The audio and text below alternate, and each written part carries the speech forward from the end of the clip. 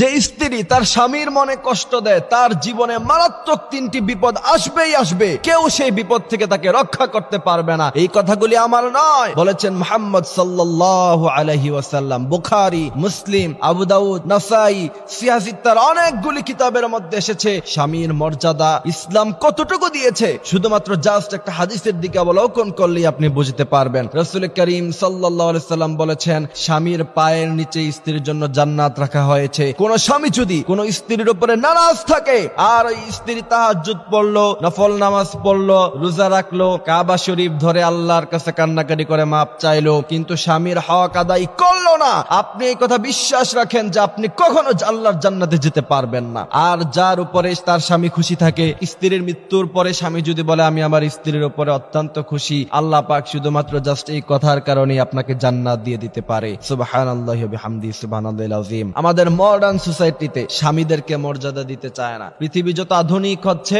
স্বামীরা তাদের মর্যাদা হারাচ্ছে। ধনী পরিবারের মেয়েরা খুব সাধারণত স্বামীদেরকে তারা মর্যাদা দিতে চায় না। তার কারণ হলো টাকা পয়সার অহংকার থাকে তার কাছে, সৌন্দর্যের অহংকার থাকে। আমি বলি যে তোমার সৌন্দর্যের অহংকার কমসে কম তুমি তোমার স্বামীর সামনে দেখায়ও না, কারণ তোমার স্বামী হলো এমন জিনিস, রাসূল করিম সাল্লাল্লাহু আলাইহি ওয়াসাল্লাম বলেছেন, সিজদা দেওয়ার অনুমতি থাকলে তোমাকে বলতাম তুমি তোমার স্বামীর পায়ে সিজদা দাও। কোন স্ত্রী যদি স্বামীর মনে কষ্ট দেয়, প্রথম নম্বর যে বিপদ আসবে তার জীবনে, তার সংসারে কখনো কোনো উন্নতি হবে না। বিশ্বাস রাখেন, এবং আপনারা মিলিয়ে দেখবেন, যারা স্বামীর সাথে বেয়াদবি করে, স্বামীর মনে কষ্ট দেয়, তাদের জীবনে সুখ নাই, শান্তি নাই, কিচ্ছু নাই। অথচ দেখা গেছে টাকা পয়সার কোনো অভাব নাই তাদের কাছে, তারপরেও তাদের জীবনে শান্তি নাই। তার কারণ হলো সে স্বামীর মনে কষ্ট দিয়েছে। এই জন্য স্বামীর মনে কষ্ট দেওয়া যাবে না। রাসূল করিম সাল্লাল্লাহু আলাইহি ওয়াসাল্লাম বলেছেন, দ্বিতীয় নাম্বার যে কঠিন বিপদ আসবে স্বামীর মনে কষ্ট দিলে, সেই বিপদ হচ্ছে আপনি অনেক নামাজ পড়তে পারবেন, অনেক রোজা রাখতে পারবেন, তাসবিহ তাহলিল অনেক দান করতে পারবেন, উহুদ পাহাড় সমপরিমাণ দানও যদি আপনি করে দেন, মসজিদ বানিয়ে দিয়েছেন, অনেক কিছু করলেন আপনি,